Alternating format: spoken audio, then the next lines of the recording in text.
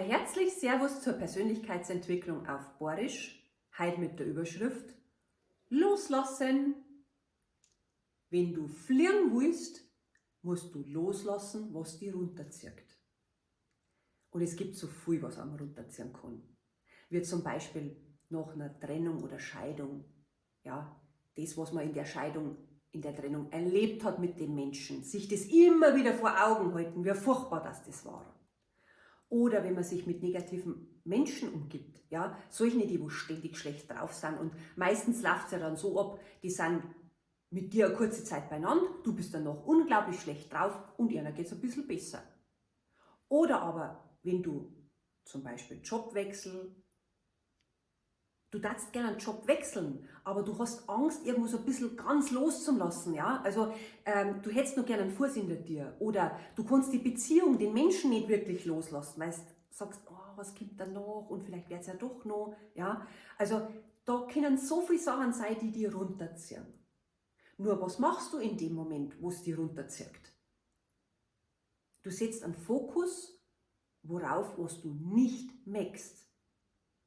Und es gibt ganz oft, vielleicht kennst du auch so Menschen, die wo dann rumlaufen, mei, was ich schon erlebt habe, mei, wenn ich dir das verzeihe und dann bohren die in einem Selbstmitleid, hat für mich nichts anderes als wir mit Opferverhalten zu tun, ja. Und ein Opferverhalten, was heißt das?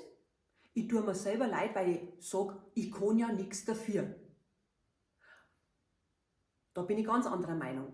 Man tut immer irgendwas selber dazu. Also du hast unglaublich viel Macht, selber Dinge zu verändern. Nämlich zum Beispiel diesen Fokus, diese Blickrichtung sprichwörtlich zu verändern und auf die Dinge zu richten, die du wirklich haben willst. Was bringt dir das, wenn du auf das schaust, was du nicht willst? Weil das wächst ja. Also richte doch den Blick auf das, was du haben willst. Also, meine Empfehlung, schau auf das, was du haben willst.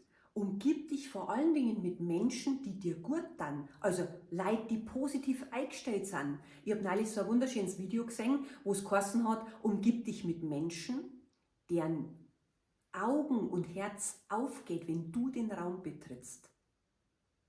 Und genauso soll es sein, dass man sich beidseitig bereichert, dass man sich gut tut, wenn man sich sieht. Ja? Also Platz schaffen und sprichwörtlich die Ohren dir zumachen, und zwar ganz, ohne irgendwelche Halteseile oder Rückzugsmöglichkeiten. Mach die Ohren dir zu, damit der andere komplett neu aufgehen kann. Und lass dich überraschen, was hinter so einer Tür sein kann.